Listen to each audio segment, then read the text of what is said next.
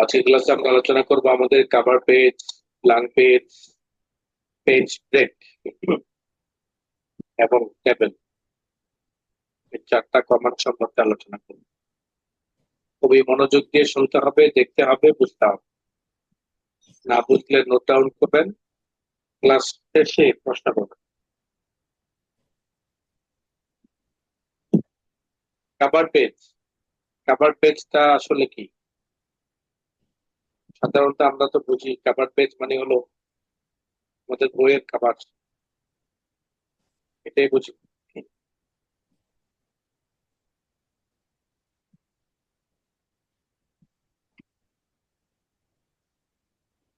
Cover page হলো আমাদের বইয়ের প্রথম পৃষ্ঠা, একটা ডিজাইনে সেট করা যাবে, ডিজাইন করা যাবে, বা প্রথম পৃষ্ঠাকে আমরা একটা ডিজাইনে রূপান্তর করতে পারি। এটা কেন করবো সেটা আগে বুঝি। যেমন আমাদের অনেক মাদ্রাসাগুলোতে, অনেক কোচিং সেন্টার গুলোতে আমাদের শীট থাকে, শীট শীট থাকে,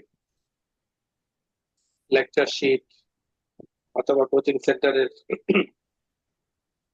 বিভিন্ন ধরনের নোট, নোটের শীট। ওই নোটের শীটের মধ্যে বা লেকচার শীটের প্রথম পৃষ্ঠা কিন্তু একটা ডিজাইন করা থাকে, সেটাকে বলা হয় কভার পেজ। আমরা যখন কম্পিউটারে যেহেতু মাইক্রোসফট ওয়ার্ডে কাজ করি, সেক্ষেত্রে মাইক্রোসফট ওয়ার্ডের কাজ হিসাবে আমাদের প্রথম পৃষ্ঠাটা ডিজাইন করতে হবে, এটাই স্বাভাবিক। এটা আমরা কিভাবে করব? কভার পেজে যাব, কভার পেজ থেকে এখানে থেকে কোন ডিজাইনটা আমাদের পছন্দ, যে ডিজাইনটা আমাদের পছন্দ হবে আমরা সেই ডিজাইনটাই ক্লিক করব। যেমন কভার পেজ থেকে প্রথমে দেখা যাচ্ছে অ্যালফাবেট, অ্যানুয়াল, বিভিন্ন ধরনের ডিজাইন দেখা যাচ্ছে, নিচের দিকে আরো ডিজাইন পাবো। এগুলোর মধ্য থেকে কোন ডিজাইনটা আপনার পছন্দ সেটাকে সিলেক্ট করুন। যেমন অ্যালফাবেট ক্লিক করুন, বর্ণমালা অনুযায়ী কিন্তু আমার এটা একটা ডিজাইন তৈরি হয়। সেকেন্ড পেজ নেই, কিন্তু থার্ড পেজও কিন্তু নেই। এর কারণ হলো কভার পেজ প্রতি পেজ হয়, কভার পেজটা মূলত প্রথম পৃষ্ঠাটাই। Second type the document title, type the document subtitle. অর্থাৎ আমাদের এই লেকচার শিটটা, এই কভার পেজের প্রথম পৃষ্ঠাটা বা কভার পেজটা নিশ্চয় নিশ্চয় আমাদের কোন একটা শিটের উপর বসানোর জন্য করা হবে। সেই শিটটা মূলত কিসের উপর? সেই একটা নাম তো অবশ্য রয়েছে, শিরোনাম রয়েছে, সাব শিরোনাম রয়েছে, এটা আমরা এখানে বসিয়ে দিই। যেমন একটা নর্মালি আমরা একটা বসাইলাম কওমিয়ত ক্লাস,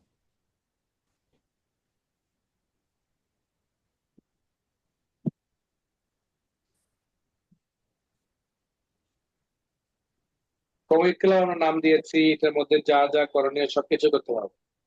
কালার দরকার হলে কালার, শ্যাডো দরকার হলে শ্যাডো করতে পারবো। কি কি করতে চান, এক কথা সুন্দর করার জন্য যা যা প্রয়োজন আমরা সেটাই করে, বড় ছোট করার দরকার হলে বড় ছোট করবো। সাবটাইটেল যদি থাকে সাবটাইটেল দিয়ে দিব, যেমন অফিস কোর্স,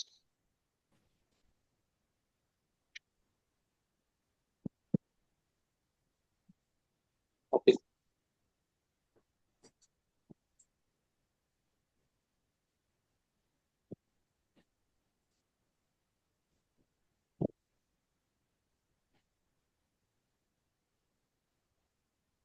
ওকে, এটার কভার পেজ হয়ে গেছে। সেকেন্ড পেজের মধ্যে আমার এই বিষয়ের উপর, অফিস কোর্স এর উপর আমি একটা শীট তৈরি করলাম। এই, এখন আপনি যখন একটা শীট নিজে নিজে করবেন,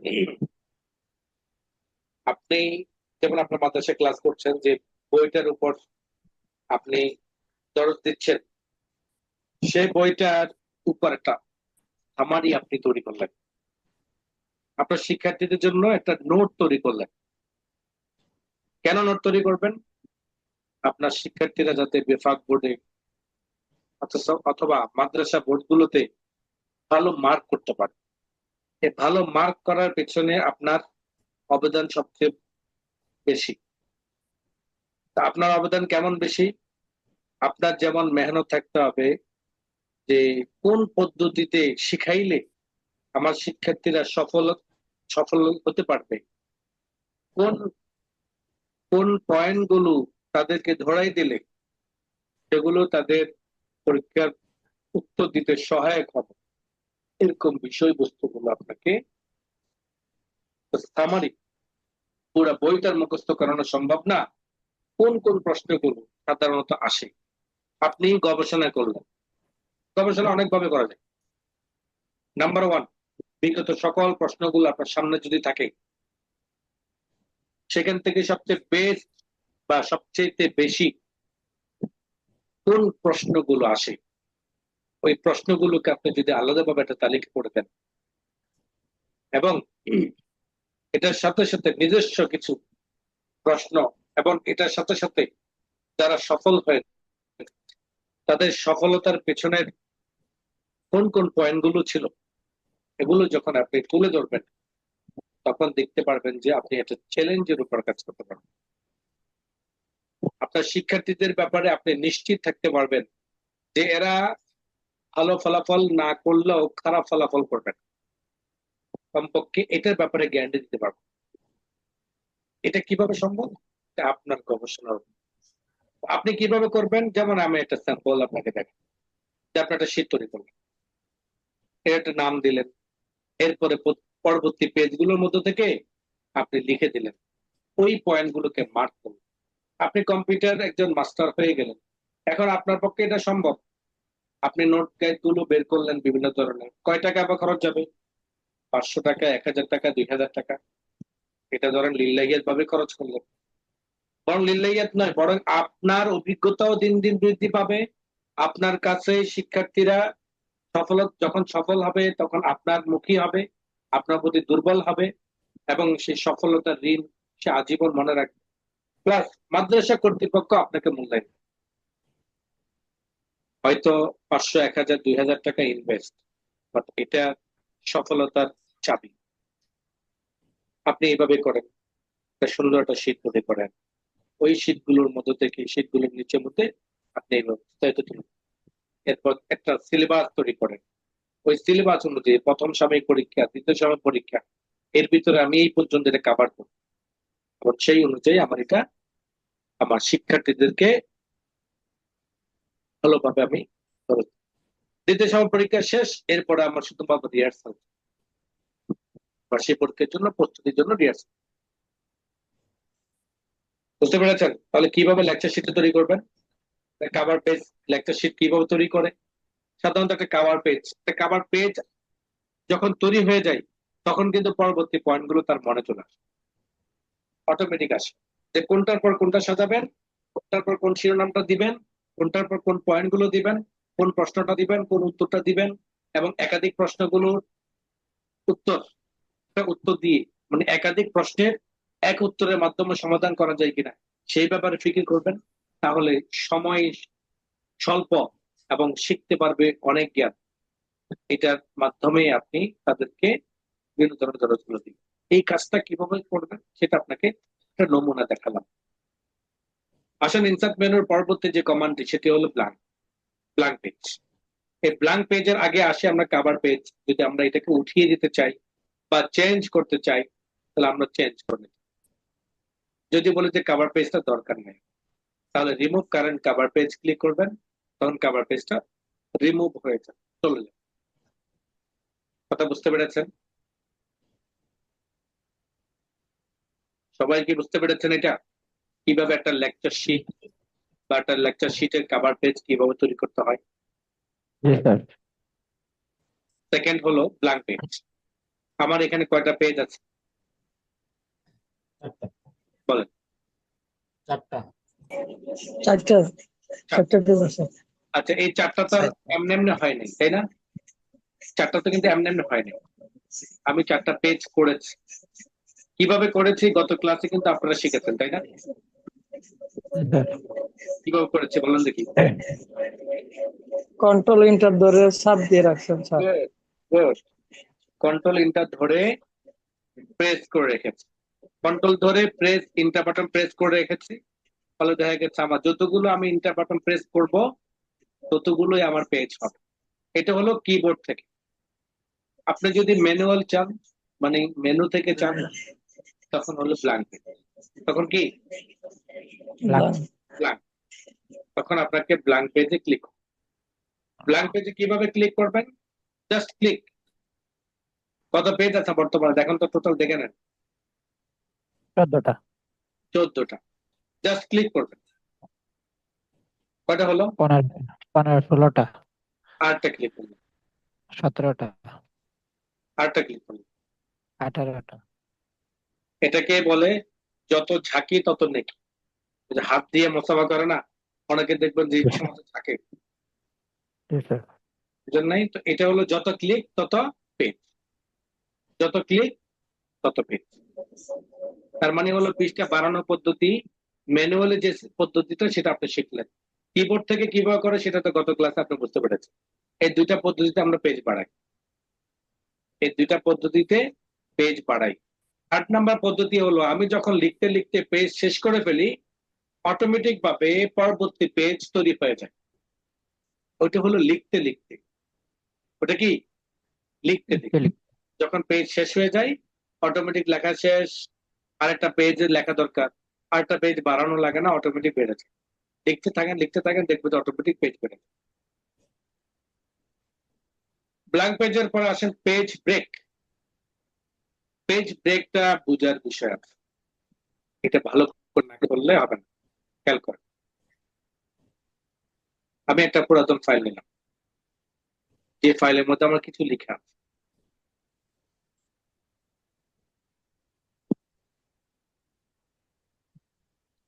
আচ্ছা, দেখেন ইন্টারের কাজ আমরা কিন্তু এখনো অনেকে ভালো করে বুঝি নাই। কিবোর্ডের এন্টার বাটনের কাজ আমরা কিন্তু অনেকে ভালো করে কি করি না, এখনো বুঝি নাই। শুধু এতটুকুই আমরা জানি, কন্ট্রোল ইন্টার বাটন ধরে রাখলে পৃষ্ঠা বাড়ে, আর শুধু ইন্টার বাটন প্রেস করলে কার্সর পয়েন্টটা নিচে নামে, তাই না? জি। এটার পাশাপাশি কিন্তু আমাদের আরো কিছু কাজ আছে ইন্টার, যেমন আপনি সিলেক্ট করার পর যদি ইন্টার বাটন প্রেস করেন অটোমেটিক ভাবে ডিলিট হয়ে যায়। এন্টার দিলাম, ডিলিট হয়ে গেছে। কি জন্য? এটা সিলেক্ট করা ছিল, সিলেক্ট করার পর ইন্টার বাটন দিলে অটোমেটিক ভাবে এটা ডিলিট হয়ে যায়, ক্যান্সেল হয়ে যায়। ইন্টার একটা পয়েন্ট হলো আপনি যদি এই জায়গার মধ্যে ইন্টার বাটন প্রেস করেন তাহলে ঠিক কার্সরের পরবর্তী শব্দটা নিচের দিকে নেমে যাবে। অর্থাৎ ইন্টার যে শুধু লাইন বাড়ায় বিষয়টা কিন্তু এমন নয়, বরং ইন্টার আপনার লেখাটাকে ডিভাইডেড করতে পারে, নিচে নামাইতে পারে।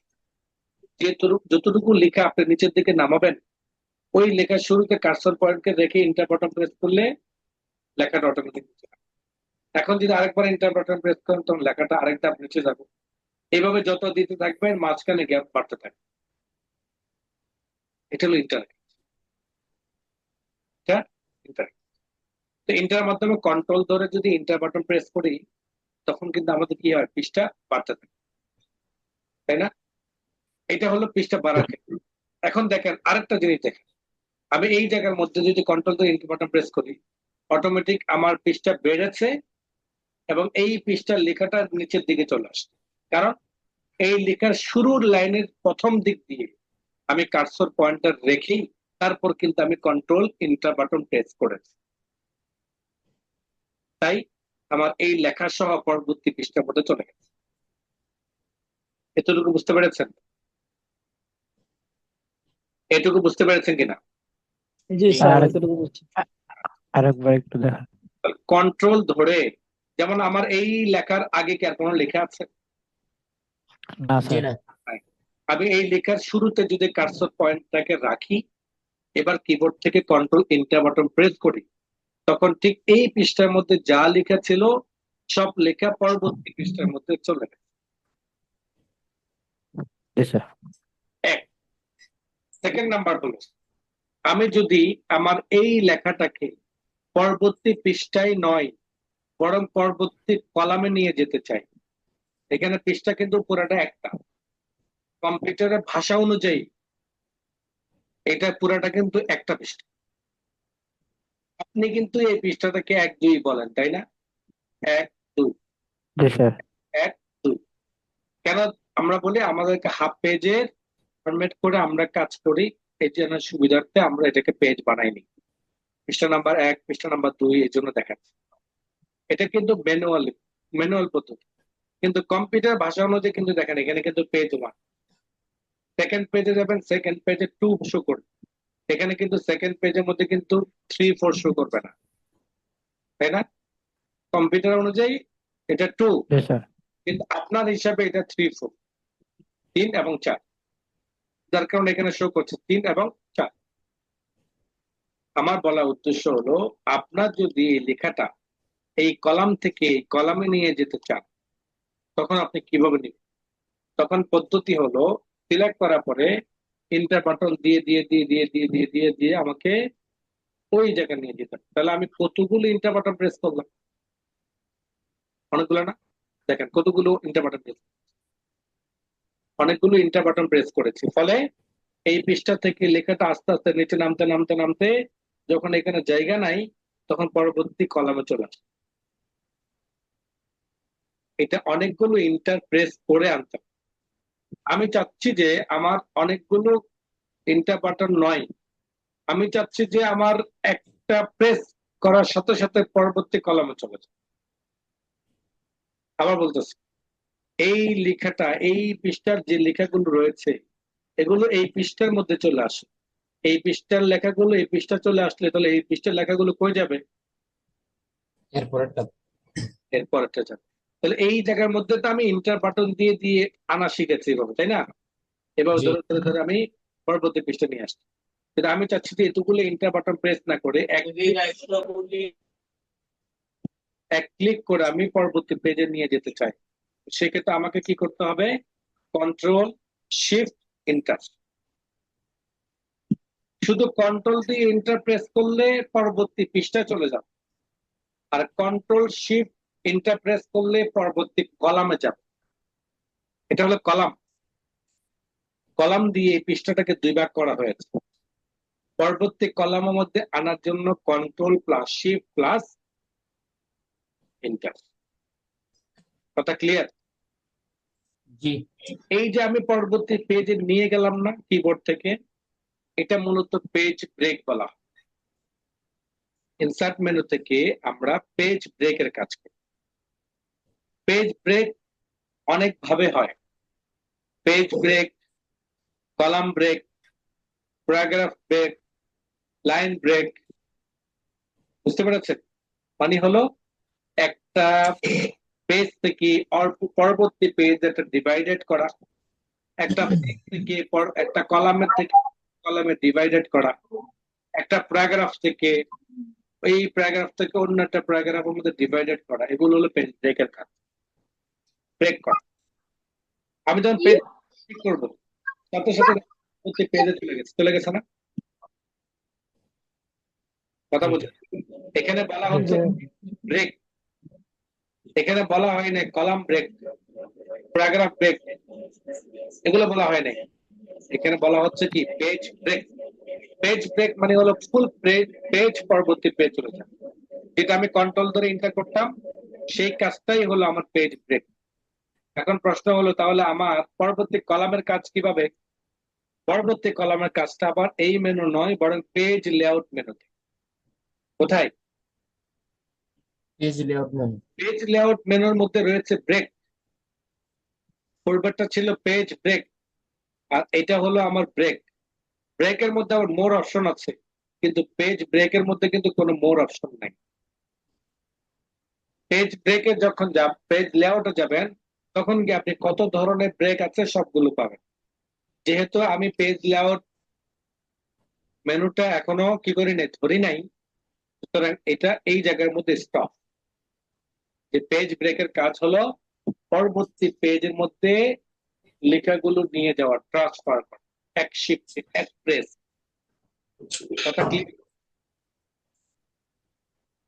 কথা ক্লিয়ার বুঝছেন যারা ঘুমাচ্ছেন?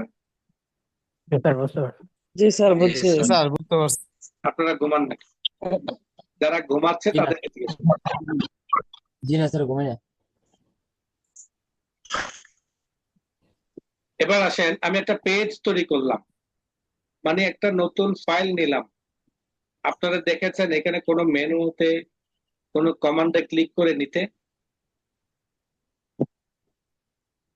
বলেন, জি না। দেখেছেন কেউ? যে আমি নতুন একটা ফাইল নিলাম, এটা আমি কোনো কমান্ডে মেনুতে ক্লিক করি নাই, তাহলে কিভাবে আসলো? Control N.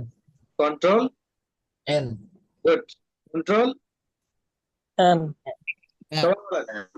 কন্ট্রোল এন দিয়ে কি কি আনা হয়? নতুন ফাইল নিউ নেওয়া ডকুমেন্টস। হয়। নতুন নতুন আনা হয়। নতুনটা কি? বউ না Document. জামাই? ফাইল নতুন ডকুমেন্ট। নতুন একটা ফাইল ক্রিয়েট করা হয়। নতুন একটা ফাইল কি করা হয়? ক্রিয়েট করা হয়, Create তৈরি করা করা হয়। হয়। মেনু বারের চতুর্থ যে তৃতীয় মেনুর চতুর্থ যে কমান্ড, সেটার নাম হলো টেবিল। টেবিলের মধ্যে যখন ক্লিক করবেন তখন আপনি অনেকগুলো ছোট ছোট ঘর পাবেন। এই ঘর বোঝার আগে আমি আপনাকে ঘর করে দেখাই। এই ধরনের আমাদের কিছু ঘর দরকার হয় না বিভিন্ন কাজে? জি। দরকার হয়নি? জি স্যার সবাই বলেন হয়। জি হয়। জি স্যার, জি, হয় স্যার। হয়। এই ঘরগুলোকে তৈরি করার কিছু পদ্ধতি রয়েছে। ঘর তৈরি করার পূর্বে যদি ঘরের স্ট্রাকচার বুঝেন আপনি, তাহলে ঘর তৈরি করতে পারবেন সহজ। একটা ঘর তৈরি করতে নরমালি 4টা খুঁটি লাগে, কি বলেন? একটা ঘর তৈরি করতে নরমালি 4টা খুঁটি লাগে। এই 4টা খুঁটিকে চতুর্পাশ থেকে সুন্দরভাবে গেড়ে একটার সাথে আরেকটা সংযোগ দিতে হয়। সংযোগ দেওয়ার পরে উপরে সামিয়ানা দিতে হয়। এইভাবেই টিন লাগাইয়া কাজ কমপ্লিট করতে হয়, তাই না? কি বলেন? এখন যে জি। মিস্ত্রি এটা বুঝে না, সে ঘর তৈরি করতে পারবে? যে জি না মিস্ত্রি বুঝে না, সে ঘর তৈরি করতে পারবে? ঘর জি তৈরি- না। জি না। ঘর তৈরি করার জন্য স্ট্রাকচারটা আগে কি করতে হবে? বুঝতে হবে। জানতে হবে। আচ্ছা, এখন বলার উদ্দেশ্য হলো আপনি একটা টেবিল দরকার, কিন্তু টেবিলের কোন জায়গাটাকে কি বলা হয় সেটা যদি আপনি না জানেন, তাহলে আপনি ইনসাইডে গিয়ে কি করবেন এটা আপনাকে বুঝতে হবে। 1 নাম্বার হলো পুরা ঘরটাকে একত্রে বলা হয় টেবিল। পুরা ঘরটাকে একসাথে কি বলা হয়? টেবিল। আর এইভাবে যদি আপনি হিসাব ধরেন তাহলে বলা হবে হলো কলাম, সরি রো। যদি ডান দিক থেকে বাম দিকের হিসাব ধরেন তাহলে এগুলোকে বলা হয় রো। কি বলা হয়? রুম। রো আর উপর থেকে নিচের দিকে এই হিসাব যদি ধরেন তাহলে এগুলোকে বলা হয় হলো কলাম। কলাম। এগুলোকে কি বলা হয়? কলম কলাম। শুধুমাত্র যদি ছোট ছোট ঘর ধরেন তাহলে এগুলোকে বলা হয় সেল। আমি আবারও বুঝাই, একটা ঘর দাঁড় করানো হয়েছে, এগুলো হলো খুঁটি। এগুলো কি? খুঁটি। বা আমরা বাংলা ভাষাও বুঝি কলাম। কলাম, ওই যে বিল্ডিং করার জন্য কলাম ওঠাটা কলাম। জি। কলাম ধরে নেব। আর ডান দিক থেকে বাম দিকে যে কাঠের একটা পার্টিশন লাগে, এটাকে ধরে নিতে পারেন রো। আমার সাথে সাথে নাম বলবেন, row. Room. Row row row row. হ্যাঁ। আর এই শুধুমাত্র এক একটা ঘরকে বলা হয় সেল। কি বলা হয়? সেল। পুরাটাকে একত্রে বলা হয় টেবিল। পুরাটাকে একত্রে কি বলা হয়?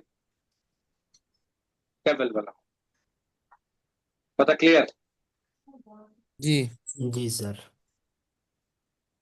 সেল বুঝলেন, রো বুঝলেন, কলাম বুঝলেন, তাহলে আপনার যদি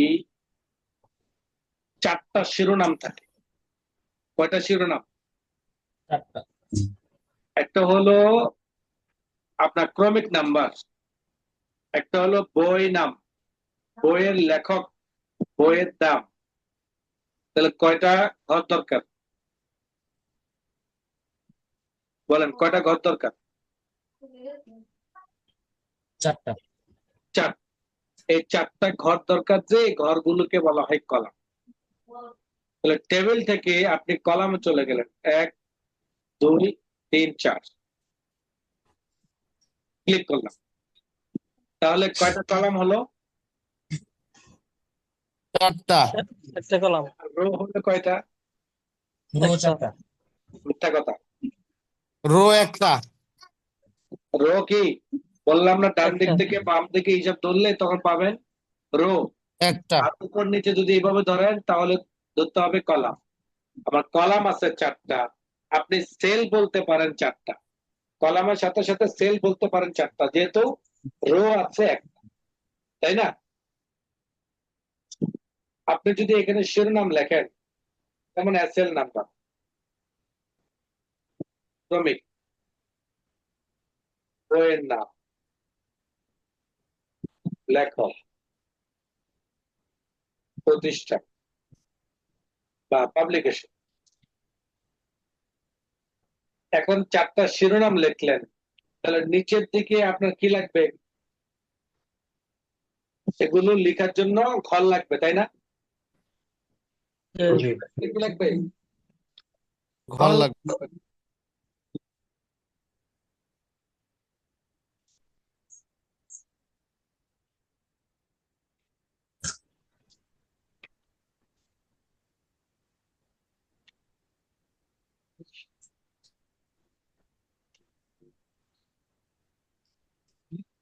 নিচের দিকে যদি আমার ঘর বানানো দরকার হয়, সেটা কি বানাবো? কলাম? কলাম, কলাম বাড়বে। কলাম বানাবো। এখনো কলামই তো শিখলেন না, বুঝলেন? কলাম হবে ডান দিক বাম দিক, এই যে 4টা কলাম এখানে আছে, তাহলে নিচের দিকে যেটা নামবে সেটা কি কলাম নামবে? কলাম নামবে। হ্যাঁ, রো নামবে স্যার। রো। কলাম রো দোনোটা নামবে না স্যার? কলাম তো তৈরি হয়ে গেছে, কলাম তো আর বাড়বে না, কলাম তো ইয়ে হয়ে গেছে। এখন জি রো জি জি। এখন রো বাড়বে। কিভাবে বাড়বে দেখেন, লেআউটে যাবে, লেআউটে যাওয়ার পর দেখবেন যে এখানে রো এন্ড কলাম 4টা তীর বানানো আছে। তীর দিয়ে আপনি কি বুঝেন বলেন দেখি? নির্দেশনা। তীর দিয়ে আপনি কি বুঝেন? নির্দেশনা। যেমন এই যে ইনসার্ট বেলো, এটা কি নির্দেশনা দেয়? এই এই তীরটা কি নির্দেশনা দেয় বলেন তো? নিচের দিকে যাওয়ার নির্দেশনা দেয়। নিচের দিকে যাওয়ার নির্দেশনা। তার মানে আমি যদি এটাতে ক্লিক করি তখন কি হলো? একটা রো বাড়লো, একটা রো বাড়লো। আবার ক্লিক করলাম, আর একটা বাড়লো, আরেকটা ক্লিক করলাম, আর একটা বাড়লো, তার মানে হলো যত ক্লিক তত রো বাড়বে। তত রো বাড়বে। তার মানে হলো উপর নিচ রো বাড়ে, ডান বাম কলাম বাড়ে। ডান বাম কি বাড়ে? কলাম বাড়ে। কলাম বাড়ে। আপনি যদি এই হিসাব করতে চান এভাবে, তখন আবার হয়ে যায় রো। আর আপনি যদি নিচের দিকে বুঝতে চান তখন হয়ে যায় কলাম। কিন্তু আপনার মাথা এখানে ঘুরপাক খাচ্ছে যে নিচের দিকে তো বলা হচ্ছে কলাম, তাহলে মানে আমি নিচের দিকে বাড়াতে চাইলে সেটা তো কলাম বাড়ার কথা, রো কেন বাড়ে? বিষয়টা এমন না। জি। এটা বিষয়টা হলো, আপনি এই পদ্ধতিতে ধরবেন হলো কলাম, কিন্তু নিচের দিকে যেটা বাড়ানো হচ্ছে সেটা হলো কলামের অধীনে রো বাড়ছে, ডান বাম করে বাড়ছে, ডান বাম। যে নিচের দিকে যে বাড়তেছে সেটা কিন্তু ডান বাম করে বাড়তেছে, ডান বাম করে নিচের দিকে, ডান বাম করে নিচের দিকে, তাই না? কিন্তু কলাম কিন্তু সে 4টাই, কলাম কিন্তু বাড়ে নাই। ডান দিকে যদি একটা কলাম বাড়ানো দরকার হয় তাহলে আমি ইনসার্ট রাইট ক্লিক, তখন ডান দিকে একটা বাড়ে। বাম দিকে যদি আমি একটা বাড়ানো দরকার হয়, এই ঘরে ক্লিক করার পরে ইনসার্ট এবং লেফট ক্লিক, তখন বাম দিকে বাড়ে। আমি যদি আমার এই রোর উপরের দিকে বাড়াতে চাই তাহলে ইনসার্ট অ্যাবোভ ক্লিক করব, তখন উপরের দিকে একটা রো বাড়ে। কথা ক্লিয়ার? জি। আপনি তো বাড়াইলেন, ডানও বাড়াইলেন, বামও বাড়াইলেন, উপরও বাড়াইলেন, নিচেও বাড়াইলেন। বাড়ানোর পরে চিন্তা করলেন যে এটা বাদ হবে, এটা বাদ। তার মানে কি করতে হবে? ডিলেট। ডিলেটটা করবেন কি? ডিলেটে গিয়ে আপনার ঠিক এইখানে যেমন 4টা কমান্ড পেয়েছেন, এখানেও 4টা কমান্ড। কয়টা কমান্ড? 4টা। একটার নাম হলো delete cell, delete column, delete row, delete table. আমি এই একটা বক্সের পূর্ণাঙ্গটা পরিচয় দিয়েছে না 4টা নাম দিয়ে? বলেছিলাম জি। সেল, বলেছিলাম কলাম, বলেছিলাম রো, বলেছিলাম টেবিল। ঠিক আপনি যে ডিলেট করবেন সেটা কি করবেন? তো যে ডিলেট করবেন সেটা কি করবেন? যদি সেল করতে চান তাহলে ডিলেট সেল ক্লিক করবেন। কোন সেলটা আপনি ডিলেট করতে চান, লেফট নাকি রাইট, এখান থেকে নাকি up down, shift cell left, বাম পাশে ডিলেট করতে চান কোনটা? যে ঘরের মধ্যে কার্সর পয়েন্ট আছে এটার বামে ডিলেট। ডিলেট করবো, দেখেন এই জায়গা থেকে কিন্তু একটা ঘর ফাঁকা হয়ে ডিলেট করা কাজ।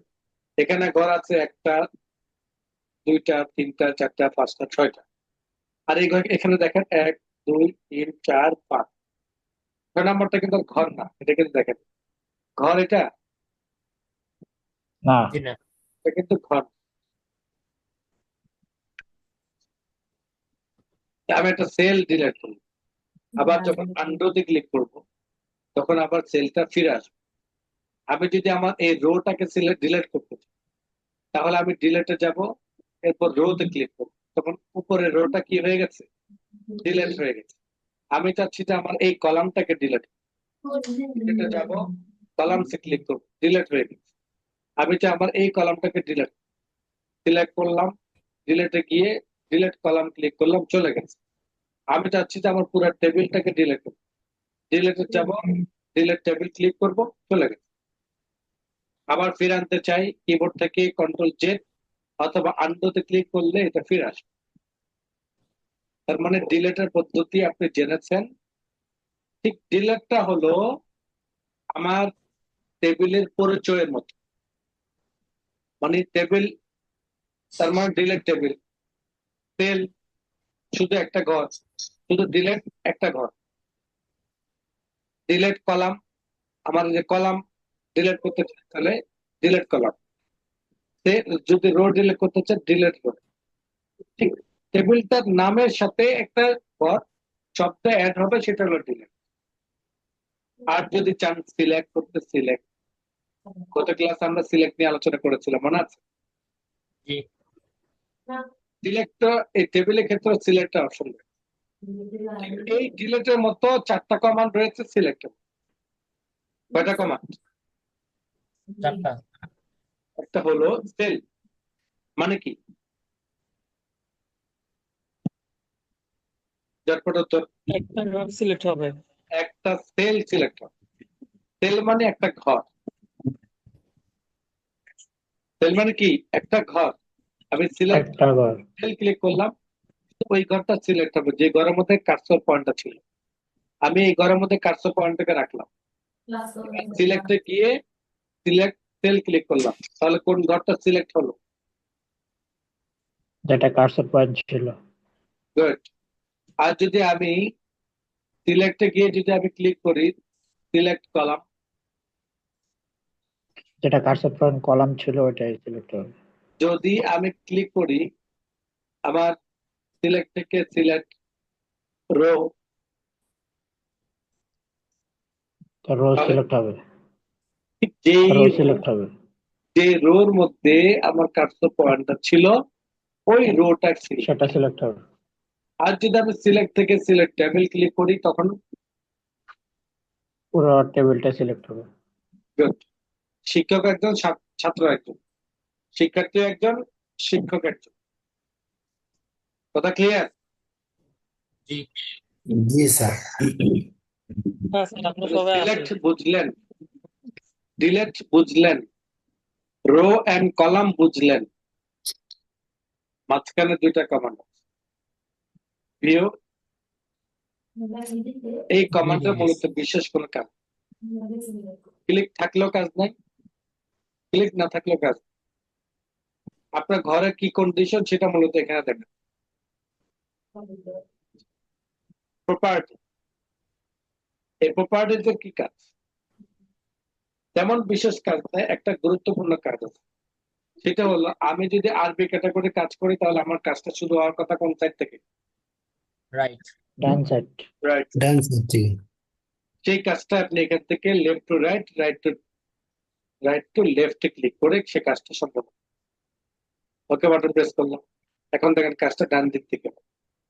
অ্যারাবিক স্টাইল পাবলিকেশন ছিল ডান দিকে, এখন চলে গেছে কোন পাশে?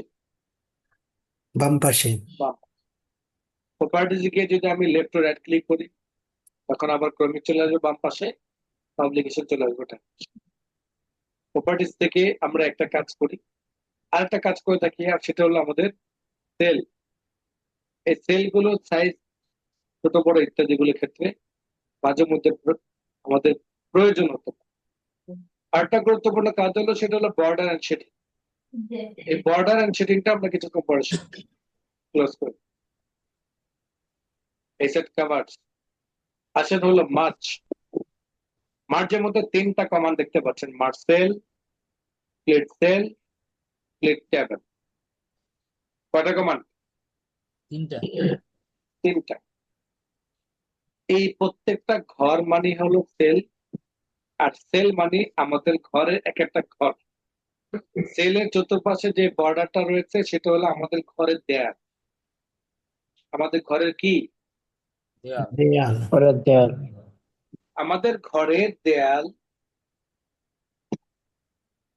আমাদের ঘরের দেয়াল অনেক সময় দুইটা রুমকে একটা রুম করার প্রয়োজন হয় না? জি জি। ঠিক আপনার টেবিলের ক্ষেত্রেও কিন্তু অনেক সময় দরকার হতে পারে। যেমন আমি একটা নাম বললাম, সেটা হলো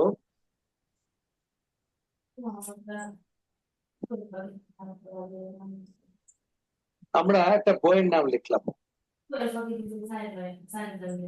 আমরা কি লিখলাম? একটা বইয়ের নাম। বইয়ের নাম। এইখানে দিলাম হলো বোখারি।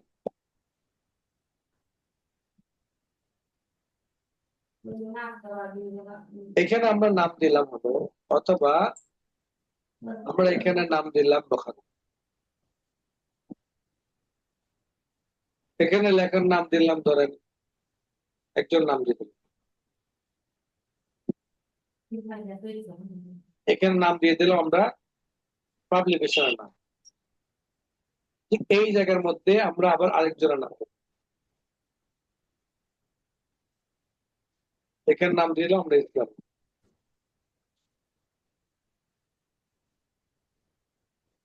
এখানে নাম দিলাম আমরা। আচ্ছা, তাহলে এই বুখারী শরীফটা আমার কি তিনবার লেখা লাগবে? মানে এই এক বুখারী শরীফ মাঝে নিয়ে আসবো। কয়টা পাবলিকেশনের আছে? তিনটা। বা যদি আমি এই কপি করে যদি তিন জায়গা বসাই দিই, এটা পড়তেও বিশ্রী দেখা যায়। জি আপনি চাচ্ছেন যে না, যে নামটা একাধিক তিনটা। রয়েছে সেটার মধ্যে আমরা একবার বসাই। তার মানে হলো এখানে কিন্তু তিনটা ঘর, তিনটা করে ঘর না? জি তাহলে বই কয়টা? একটা। আমরা এই তিনটা ঘরকে একটা ঘর বানাতে চাই। এই তিনটা ঘরকে মার্ক করতে কি করতে হবে? একটা করবা নিতে হবে। মার্ক করুন, মার্ক সিলেক্ট, এরপর গিয়ে mark cell click. Mark cell যখন ক্লিক করব তখন কিন্তু আমার দেখেন এই তিনটা মিলে একটা ঘর হয়ে গেছে, ফলে ঘরটা বড় হয়ে গেছে না? কি বলেন? তার মানে জি, এখানে জি। ক্রমিক নাম্বারও আমার সিলেক্ট করার পরে মার্ক সেল ক্লিক করে এখানে এক লিখলাম, এখানে লিখলাম 2 মুসলিম শরীফ।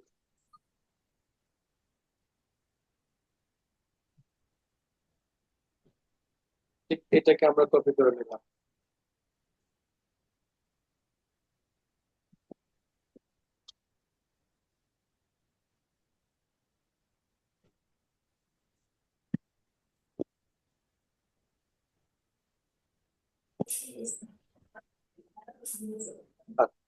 তাহলে এই তিনটা ঘরকেও আমরা কি করলাম, আবার মার্সেল, এই তিনটা ঘরকে আবার মার্সেল করলাম।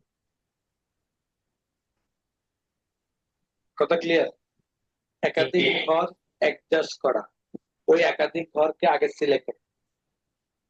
আপনি এই ঘর আর এই ঘর দুটো একসাথে করতে চাইলে কি পারবেন?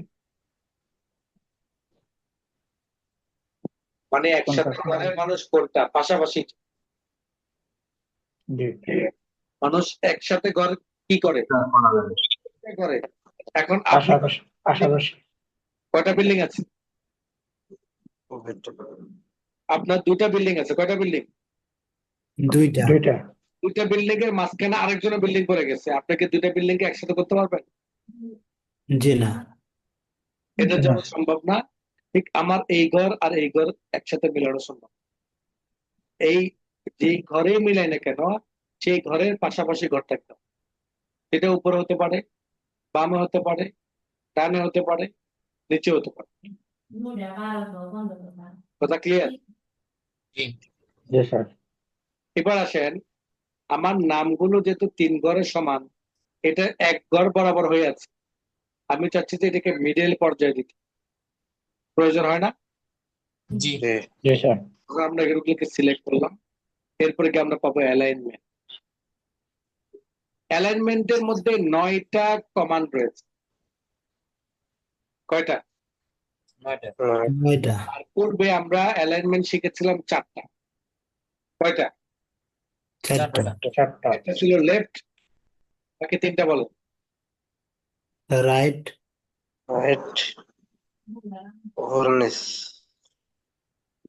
মানে এটা কেমন উত্তর হইল? লাইট লেফট, উপর নিচ, Left, right, up, down.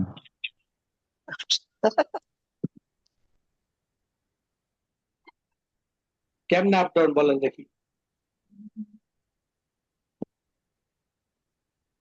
Up ডাউনটা উপর নিচে। কিভাবে?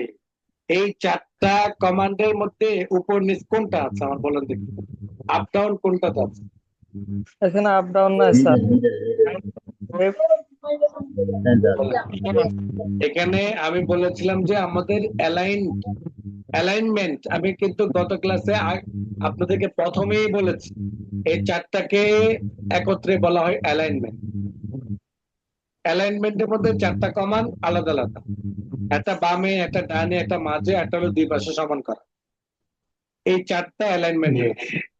আপনি যদি টেবিলের ক্ষেত্রে অ্যালাইনমেন্ট করতে চান তখন পাবেন 9 ধরনের, কোথায় 9 কোথায় 4, কোথায় 9 কোথায় 4। চার চার এই জায়গার মধ্যে আপনি উপর নিচ পাবেন, কিন্তু পূর্বে যেটা ছিল সেটার মধ্যে কিন্তু আপনি উপর নিচ পাবেন, ডাউন পাবেন পাবেন। জি না না। এখানে কেন দেওয়া হয়েছে জানেন? কোথাও কোথাও পদ্ধতিতে থাকে হলো বামে উপরে, কোথাও কোথাও পদ্ধতি থাকে হলো বামে মিডলে, কোথাও কোথাও পদ্ধতি থাকে বামে নিচে, কোথাও থাকে হলো নিচে কিন্তু মাঝখানে। যেমন মাঝখানে বোঝানোর জন্য এই ঘরটাকে একটু বড় করে দিই।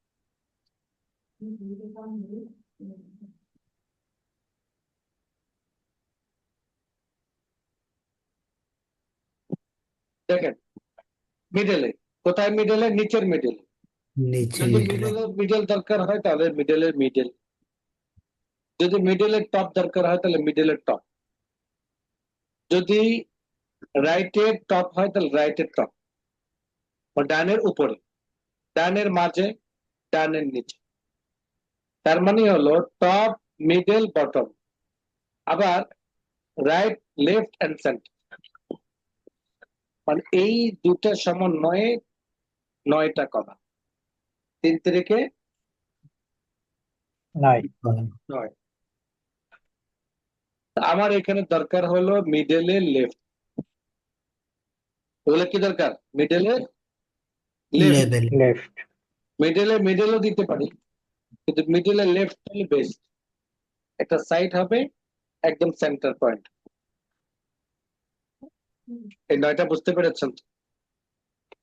জি জি স্যার জি স্যার আবার ব্যাকে আসি। স্প্লিট সেল, স্প্লিট সেলটা আমার এই 4টা ঘরকে সিলেক্ট করে মার্জ সেল করলাম, কিন্তু আমার এই 4টা ঘর হবে দুইটা ঘর। 4টা ঘরে আবার কি হবে? দুইটা ঘর। দুইটা ঘর। তাহলে 2টা ঘর যদি আমি করতে চাই তাহলে আমাকে স্প্লিট সেল। আমি যদি এখানে নাম্বার অফ কলাম 2 দিই, নাম্বার অফ রো 1 দিই, তখন এইভাবে 2টা কলাম হবে। দেখেন, এক কলাম, তার মানে এই দুইটা ঘর সমন্বয়ে যত বড় তত বড়। কিন্তু আমি চাচ্ছি যে এইভাবে নয়, এইভাবে করতে চাই, উপর নিচে। সেক্ষেত্রে আমাকে দিতে হবে হলো split cell. Number of column 2 না দিয়ে আমি নাম্বার অফ রো তে দিব 2। এবার উপর। তো অনেক সময় একটা সেলের ভিতরে আরো কিছু সেল দরকার হয়, যে সেলটাই হলো আমার স্প্লিট সেল। একটা ঘরের ভিতরে আরো ঘর তৈরি করা। কথা বুঝতে পারছেন কিনা? জি জি স্যার এবার আসেন হলো স্প্লিট টেবিল। স্প্লিট টেবিলটা কি? যেমন আমার এই ঘরটা রয়েছে, তা আমি চাচ্ছি যে আমার এই জায়গা থেকে এই ঘর থেকে আলাদা থাকে। এরা 2 ভাই, কয় ভাই? 2 ভাই। এই ভাই এই সম্পত্তি নিয়ে আলাদা হয়ে যেতে চায়, একসাথে থাকতে চায় না। আর এই ভাই আলাদা হয়ে যেতে চায়। তাহলে মিডলে কি করতে হবে? ডিভাইডেড করতে হবে না? ডিভাইডেড করার জন্য যে ঘর থেকে ডিভাইডেড করবেন সেই ঘরে কার্সর পয়েন্টটাকে রেখে স্প্লিট টেবিল ক্লিক, তখন দেখবেন যে মাঝখানে একটা ভাগ হয়ে গেছে, 2টা টুকরো আলাদা আলাদা হয়ে গেছে। কথা ক্লিয়ার? জি এবার আসেন অটোফিট। অটোফিটটা কি? অটোফিট বোঝার আগে আমরা ম্যানুয়াল পদ্ধতিটা বুঝি। আমার নাম্বার কলামটা অনেক বড়, তাই না? জি আচ্ছা, আমি যখন এখানে লিখবো আমার সব লেখার মান কি সমান হবে? নাকি কোনো কোনো ঘর থাকবে ছোট, কোনো ঘর থাকবে বড়? জি ছোট ছোট বড় থাকবে নাম্বারিং ঘরটা আর বইয়ের ঘরটা কিন্তু সেম হিসাবে, কিন্তু জি নাম্বারিং ঘরটা ছোট হওয়ার কথা, তাই না? জি জি আপনি কলাম কিংবা রো কিংবা টেবিল, 3টা পয়েন্ট খেয়াল করেন। কলাম, রো বারো কিংবা টেবিল, টেবিল ছোট বড় করবেন কিভাবে? যদি কলাম বড় ছোট করতে চান, প্রতিটা কলামের মাঝখানে যে ওয়ালটা আছে সেই ওয়ালের মধ্যে কার্সর পয়েন্টটাকে নিয়ে গেলে অটোমেটিক ভাবে মাউসের আকৃতি চেঞ্জ হয়ে যাবে। লেফট রাইট অ্যারো বাটনের মতো একটা কি আসবে, সিম্বল আসবে। ঠিক তখনই আপনি এটাকে ক্লিক করে ধরে রাখবেন। ধরে ডান দিকে যদি টান দেন তাহলে বাম পাশের কলামটা বড় হবে, আর যদি বাম দিকে টান দেন তাহলে ডান পাশের কলামটা কি হবে? বড় হবে বড় হবে এবং বাম পাশের কলামটা কি হবে? ছোট হবে। বড় হবে ছোট হবে। সমীকরণটা ছোট হবে। এইভাবে ধরে ধরে আপনি আপনার এইভাবে কলামগুলোকে বড় ছোট করতে পারবেন। কলাম বাড়ানোর পদ্ধতিটা বুঝলেন তাই না? কি জি বাড়ানোর জি পদ্ধতি? কলাম বাড়ানো। এবার আসেন রো বাড়ানোর দরকার হতে পারে। অনেক সময় দেখা গেছে এই রোটা বড় দরকার হতে পারে। তখন আপনি এই ঠিক রোর যে দেয়ালটা আছে ওয়াল, সেই ওয়ালের উপর যখন মাউসটাকে নিয়ে যাবেন, এটা আপ ডাউন অ্যারো বাটনের একটা সিম্বল আসবে তাই না? দেখেন মাউসের এখন আকৃতি দেখেন, আবার এক এক সময় কিন্তু এক জি এক আকৃতি দেখাচ্ছে। এখন দেখেন এক ধরনের আকৃতি দেখাচ্ছে দেখেন, আবার এই জায়গা নিয়ে গেলে আরেক ধরনের, এই জায়গা নিয়ে আসলে আরেক ধরনের, এই জায়গা নিয়ে আসলে আরেক ধরনের, এই জায়গা নিয়ে আসলে আরেক ধরনের। এই যে রূপগুলো চেঞ্জ করে না, যখন রূপ জি তখন বুঝতে হবে তার কার্যক্রমটাও ভিন্ন, তার কার্যকারিতাটা কি ভিন্ন রকম। একজন আলেম যখন দরজ দেয় তখন তিনি একজন প্রশিক্ষক শিক্ষক, তিনি যখন ভাষণ দেন তিনি একজন লেকচারার, আর তিনি যখন যুদ্ধ করেন তখন তিনি একজন মুজাহিদ, আবার তিনি যখন রাজনীতি করেন তখন তিনি একজন রাজনীতিবিদ। জি এর ব্যক্তি কিন্তু একজন, ব্যক্তি একজন, একজন। কিন্তু তার রূপ দেখছেন, যেখানে যায় সেখানে তার রূপ চেঞ্জ হয়ে যায়। শাসন করতে গেলে তখন শাসনের চিন্তা ফিকির মাথায় রেখে তখন তিনি শাসন করেন, ফয়সালা করেন, ন্যায় ফয়সালা করেন, সালাম রাজা সর্বোচ্চ ফিকির করেন। না ঠিক আমাদের এই আমাকে টেবিলের মধ্যেও মাউসের আকৃতি যখন চেঞ্জ হয়ে যাবে তখন তার কাজ আমাকে বা কার্যকারিতাও চেঞ্জ। আমার আগে বলতে ঠিক করো হালাল ফুড তাইলে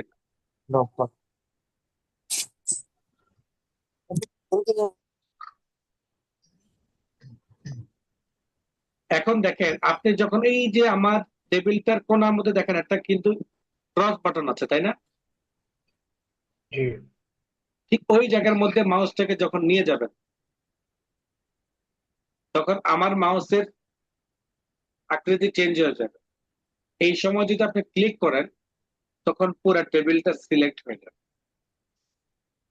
এই সময় যদি আপনি কি করেন ক্লিক করেন তখন কি হয়ে যাবে? পুরা পুরা টেবিল সিলেক্ট হয়ে যাবে। Select। আবার যখন আপনি এই অবস্থা দেখেন, এই মুহূর্তে যদি আপনি ক্লিক করেন তখন পুরো রোটা সিলেক্ট, সরি এই এই অবস্থা যখন দেখবেন তখন পুরা রোটা সিলেক্ট, আর যখন দেখবেন যে এই অবস্থা তখন পুরো একটা সেল সিলেক্ট, আর যখন দেখবেন যে মাউসের আকৃতিটা এমন তখন কলামটাকে বড় ছোট করার অপশন, যখন আকৃতিটা যখন দেখবেন এমন তখন রোটাকে বড় ছোট করার অপশন আসবে, যখন মাউসটাকে কোনায় নিয়ে আসবেন তখন এমন আসবে তখন পুরো টেবিলটাকে ছোট বড় করার অপশন। তার মানে কলাম রো টেবিল বড় ছোট করার অপশন বুঝলেন, সাথে সাথে সিলেক্ট করার অপশনটা বুঝলেন।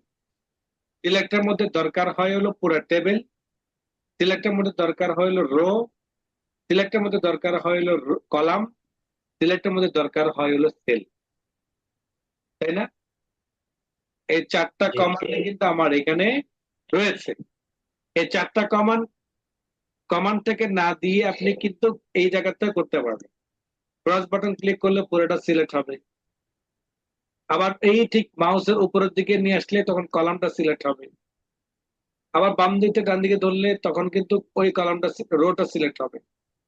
আবার যদি একটা সিলেক্ট করতে চাই তখন ভিতরে কোনাকুনি আসলে ব্ল্যাক অ্যারো বাটন আসবে, তখন ওই সেলটা এইভাবে সিলেক্টের কাজ মাউসের মাধ্যমে করা যায়।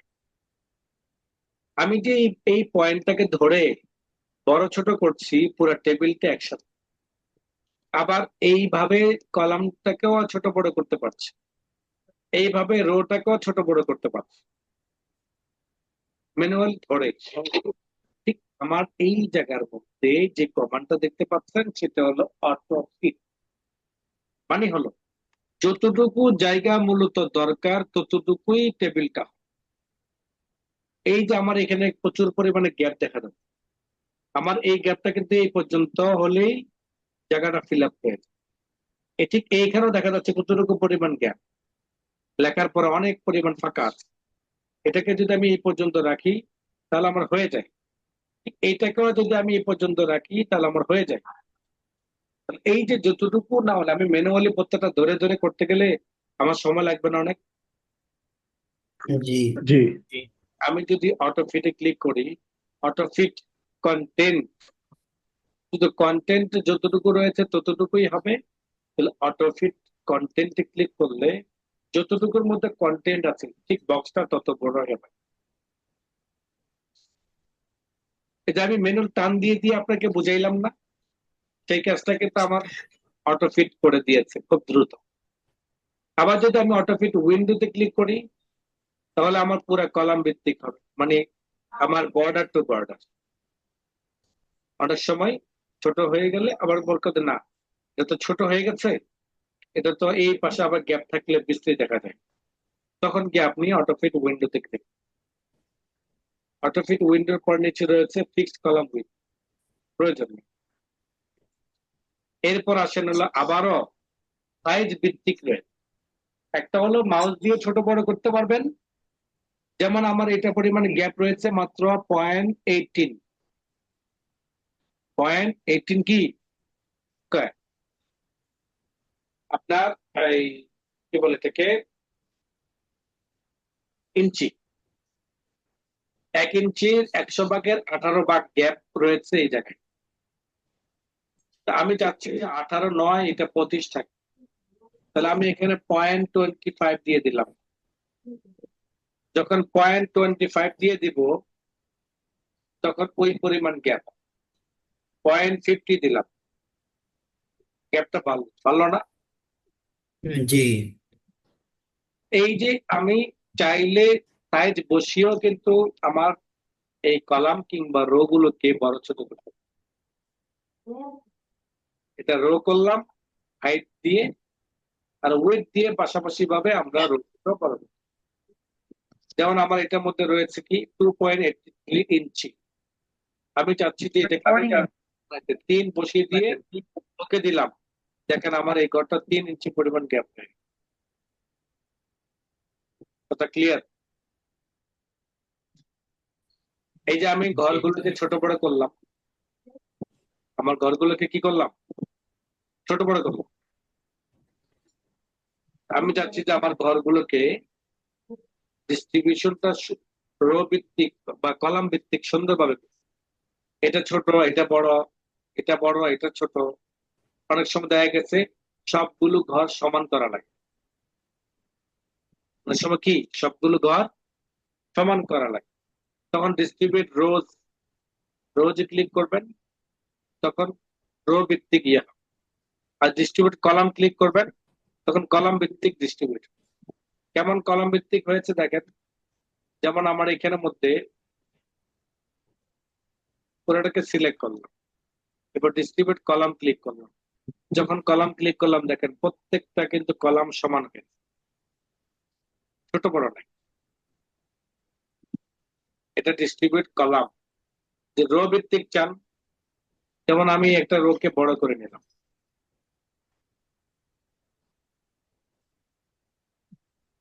তো অনেক সময় দেখা গেছে এই রোটা বড় হয়ে গেছে, এই রোটা ছোট হয়ে গেছে, এমন হতে পারে। তো সবগুলোকে যদি আপনি রোটাকে সমান করতে চান, সিলেক্ট করার পর ডিস্ট্রিবিউট রোতে ক্লিক করবেন, তখন দেখবেন যে সবগুলো রো সমান। দেখেন এই রো এই রো এই রো সবগুলো সমান। এইভাবে আমরা এটাকে ডিস্ট্রিবিউট করি। লেখার ভিতরে বাম দিক থেকে ডান দিকে রয়েছে, এটাকে ঘুরাইতে পারবেন টেক্সট ডিরেকশন দিয়ে। আবার ক্লিক করবেন নিচ থেকে উপরে, আবার ক্লিক করবেন বাম থেকে ডান দিকে। 3টা পদ্ধতিতে লেখাকে টেবিলের ভিতরে সেটিং করা যায়। এরপর আসেন সেল মার্জিন। সেল মার্জিনটা কি? এই সেল আমাদের পেজের একটা মার্জিন রয়েছে, গ্যাপ, ঠিক আমাদের সেলেরও মার্জিন। সেল মার্জিনে যখন যাব তখন দেখাবে টপ বটম লেফট। টপ বটমের মধ্যে দেখা যাচ্ছে 0, লেফট রাইটের মধ্যে দেখা যাচ্ছে 0.8 পরিমাণ গ্যাপ আছে। যেমন দেখাই,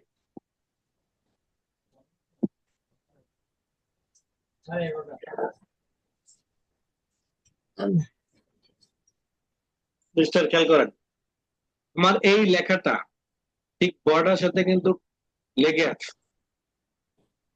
আমি যখন সিলেক্ট করেছি তখন কিন্তু আমাকে মার্ক করে দেখাচ্ছে, কিন্তু বাম দিক থেকে দেখেন নির্দিষ্ট পরিমাণে একটা গ্যাপ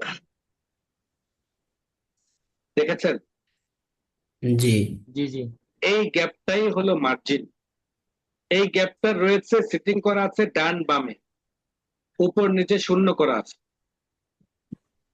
টপ মানে উপরে, বটম মানে নিচে, এটা শূন্য আছে, এটা শূন্য আছে। তার মানে হলো এটা মোটামুটি বর্ডারের সাথে লেগে আছে। বাট লেফট রাইট কিন্তু দেখা যাচ্ছে যে 0.8 পরিমাণ গ্যাপ আছে। আমি এটাকে 0 করে দিই, এখন দেখেন কিন্তু আমার ঠিক এই কলামের সাথে লেগে গেছে। অনেক সময় এই টেবিল সেলের মার্জিন চেঞ্জ করতে হয়, তখন আপনি সেল মার্জিন থেকে করতে পারেন। আসেন শর্ট, কিন্তু আমরা আলোচনা করেছিলাম শর্ট সম্পর্কে। শর্ট, তাই না? কি করা? ক্রমিক নাম্বার বলেন। শর্টের ক্রমিক নাম্বার সাজানো জন্য বলেন। ক্রমিক নাম্বার যদি উল্টাপাল্টা থাকে তাহলে সাজানো। গুড। ক্রমিক নাম্বার অনুযায়ী আমাদের এটাকে কি করা? সাজানো। আমি এতটুকুকে ডিলিট করে ফেলি, এটাকে আমি 5 2 4 1 সিলেক্ট করার পরে এরপর শর্ট চলে যাবে।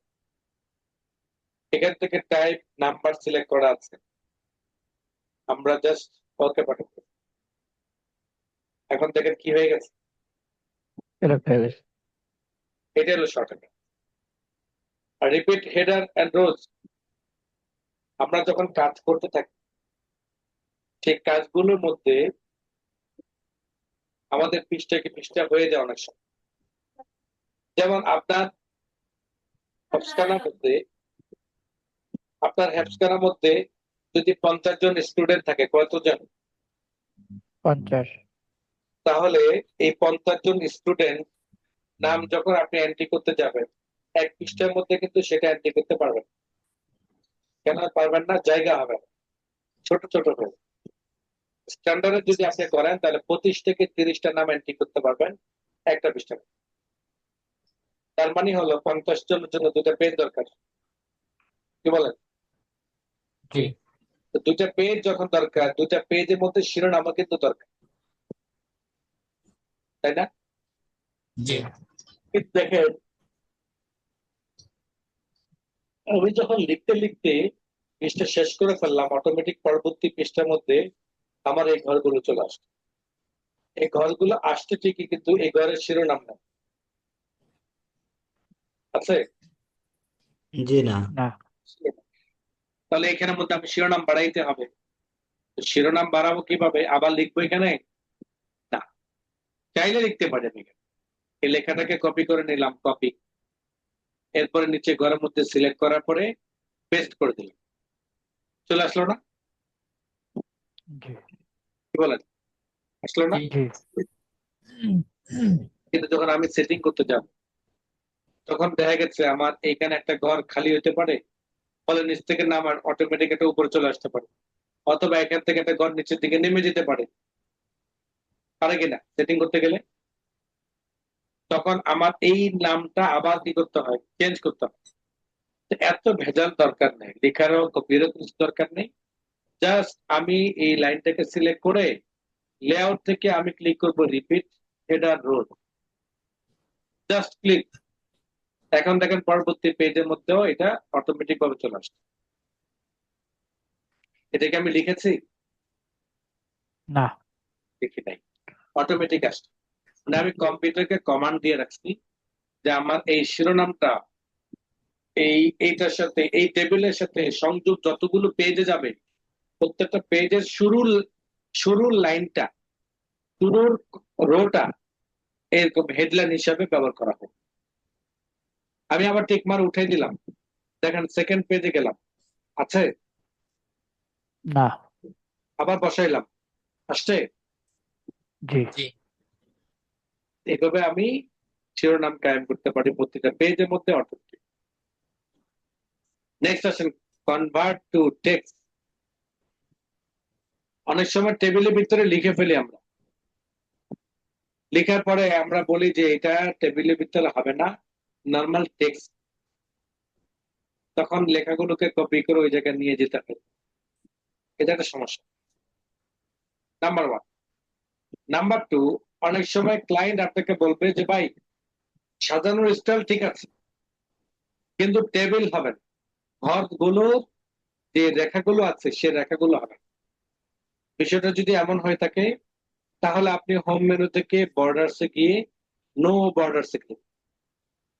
যে বর্ডারটা আপনি শো করতে দেখতে পাচ্ছেন, এটা কিন্তু বর্ডার নয়, এটা ঘরের একটা মেজারমেন্ট, মাপ। এই মাপটা আপনার কাজের সুবিধার জন্য ব্যবহার করেন। প্রিন্টের ক্ষেত্রে এই দাগগুলো আসবে, শুধু লিখে আসবে। কিভাবে বুঝবো? আমি প্রিন্ট প্রিভিউতে গিয়েও রিচেক দিয়ে দিব, দেখেন প্রিন্ট প্রিভিউতে আসছে, এখানে কিন্তু কোনো দাগ আছে? জি না কারণ ঘর আছে, দাগ নেই। আমি চাইলে আবার দাগ দিতে পারবো, ঘরটাকে সিলেক্ট করলাম, বর্ডার থেকে অল বর্ডার দিয়ে দিলাম।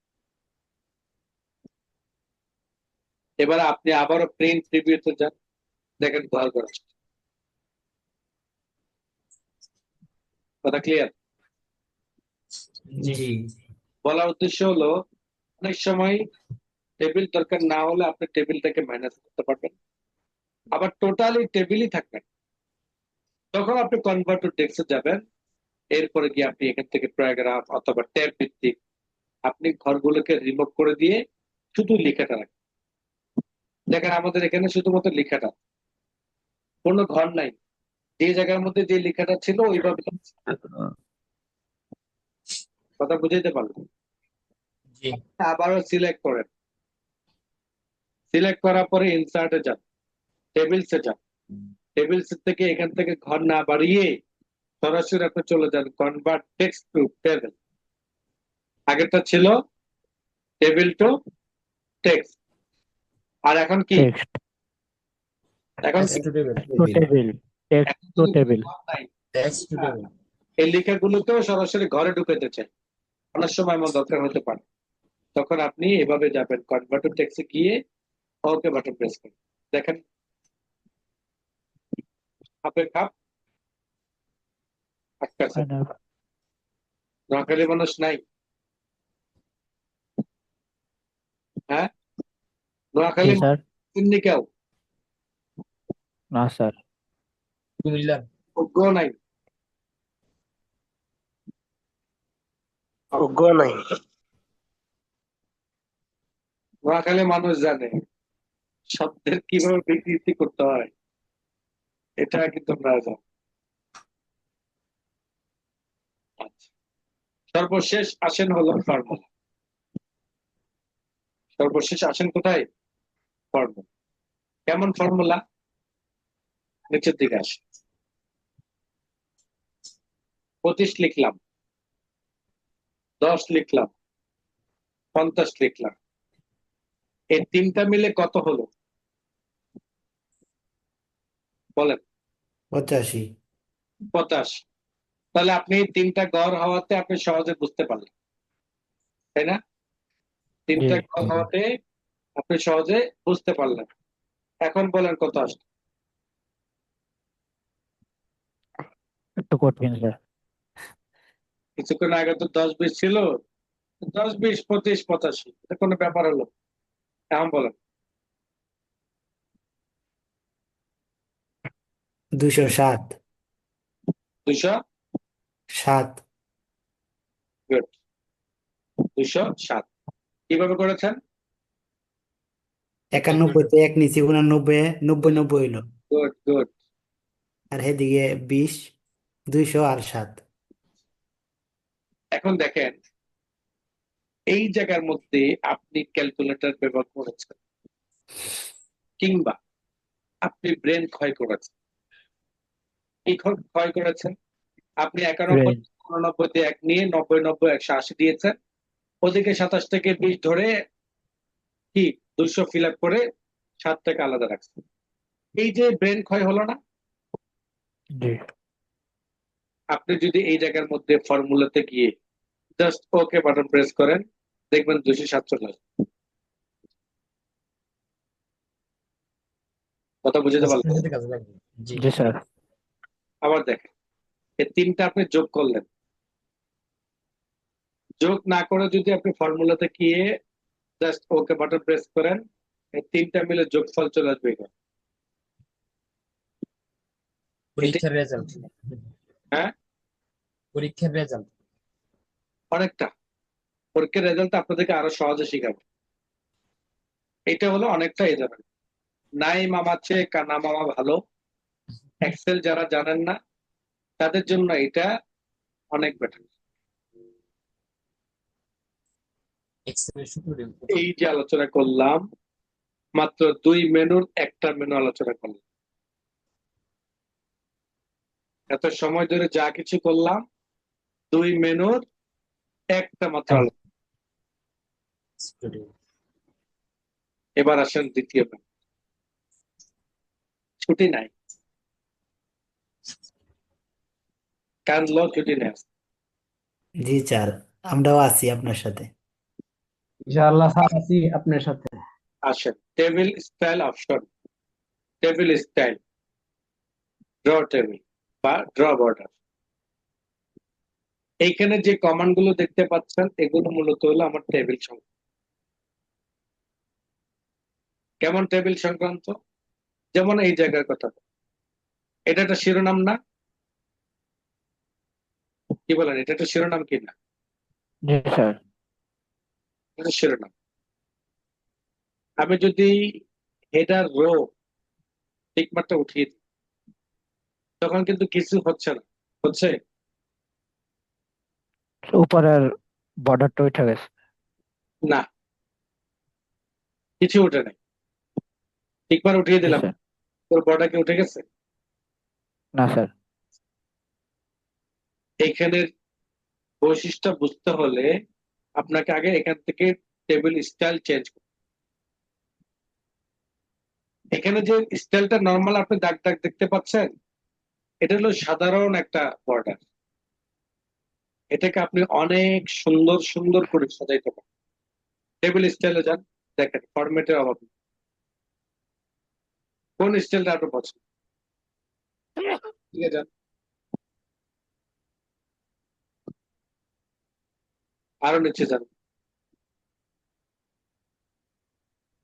আরো নিচে যান, আরো নিচে যান। স্টাইলের কিন্তু অভাব নেই, মেলা স্টাইল আছে। যেমন আমি স্টাইলটাকে নিলাম, তা আমার এই স্টাইল থেকে এইখানে কিছু কমান্ড আছে দেখেন। একটা কমান্ড হলো হেডার রো, একটা লাইনকে হেডলাইন হিসেবে ব্যবহার করা হচ্ছে কালার দিয়ে। এখন আপনার দরকার হলো এই কালারটার দরকার নেই, তাহলে আপনি হেডার রো টিকমার্কটা উঠিয়ে দেন। আছে জি নিচে, আচ্ছা কি বলেন, নিচে এগুলো তো হয়ে গেছে না? জি স্যার তা ওইটা পাশে কিন্তু শিরোনামটাকে আবার হেডলাইন করছে, এটা হলো ফার্স্ট কলাম, টিকমার্ক উঠিয়ে দিলাম। এটাও কিন্তু এই বাকিগুলোর মতো হয়ে গেছে। ব্যান্ডেড রোজ মানে ভিতরের যে ডিজাইনটা গেছে না, সেই জি ডিজাইনটাকে আপনি উঠিয়ে দিতে চাইলে টিকমার্ক উঠিয়ে দেন। আবার যদি টিকমার্ক বসিয়ে দেন তাহলে ব্যান্ডেড কলাম, কলাম যদি আপনি চান দেন কলাম, কলাম ভিত্তিক এটা বসাতে পারেন। লাস্ট কলাম মানে ফার্স্ট কলামের মধ্যে একটা শিরোনাম, লাস্ট কলামের মধ্যে একটা শিরোনাম, হেডলাইনের মধ্যে একটা শিরোনাম এবং নিচের টোটালের মধ্যে আরেকটা শিরোনাম। এইভাবে আপনি টিকমার্ক দিয়ে চেক আনচেকের মাধ্যমে এই কালার স্টাইলটা চেঞ্জ করতে হবে। এগুলোর মূলত সেই কাজ। আর এটা বুঝতে পেরেছেন যে এখান থেকে জি চেঞ্জ করা, কোন স্টাইলটা আপনার পছন্দ হবে আপনি জাস্ট ক্লিক করুন। এরপর আসেন হলো বর্ডার এন্ড শেডিং। শেডিং হলো ভিতরে কালার, কালার চেঞ্জ করতে, কালার চেঞ্জ করবেন, হালকা করবেন, গাঢ় করবেন, ব্ল্যাক করবেন, যেখানে যে রো কিংবা কলাম কালার করতে চান এইভাবে আপনি করবেন।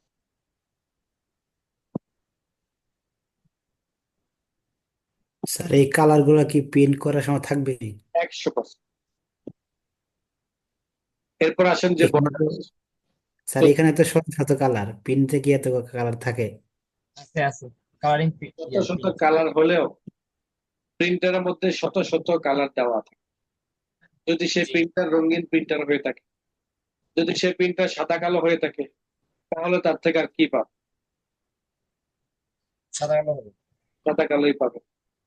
এখন আপনি একটা আনলেন, এটাকে গরু বলে, যে গরু মানে বাছুর দেয় না, সেই গরু থেকে আপনি 1000 বাছুর চাইলে কি পাবেন? পাবেন জি না। না। যে গরু বাছুর দেয় সেই গরুর পিছনে ব্যয় করলে এবং ইনভেস্ট করলে বাছুর পাওয়ার সম্ভাবনা থাকে।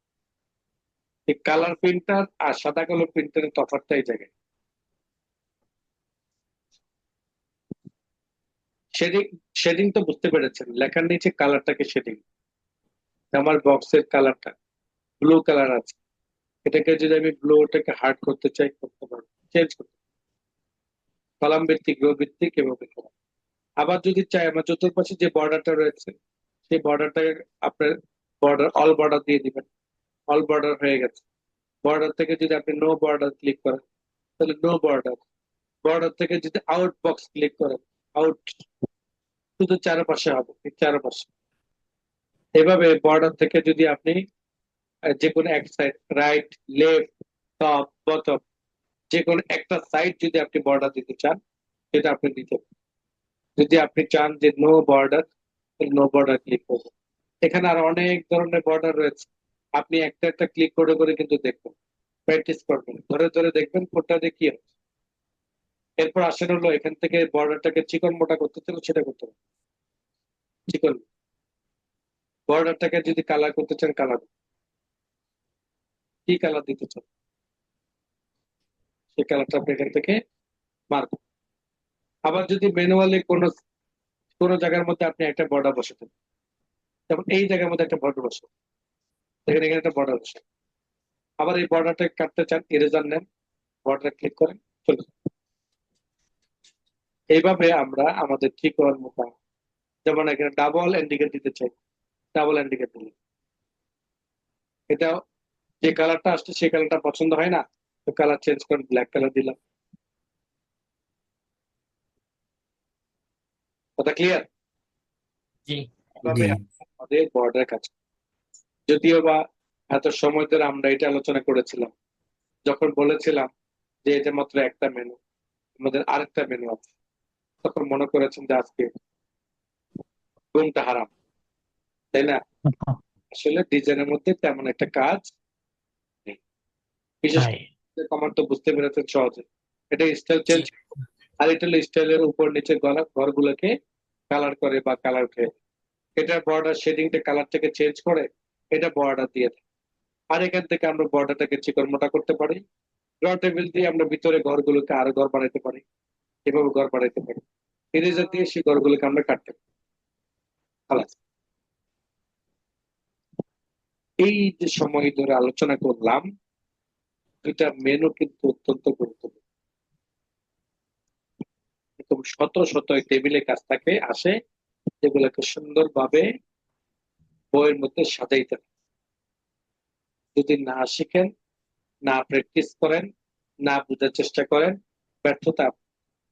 আমার শেখানোর দায়িত্ব ছিল, আমি শিখিয়ে দিলাম। দায়িত্বের তাগিদে আমরা শিখাই, আপনার দায়িত্বের তাগিদে আপনাকে ধরে নিতে হবে, কথা বুঝতে পেরেছেন? আজকে ক্লাসে এ পর্যন্ত জি স্যার প্লে করতে পারেন।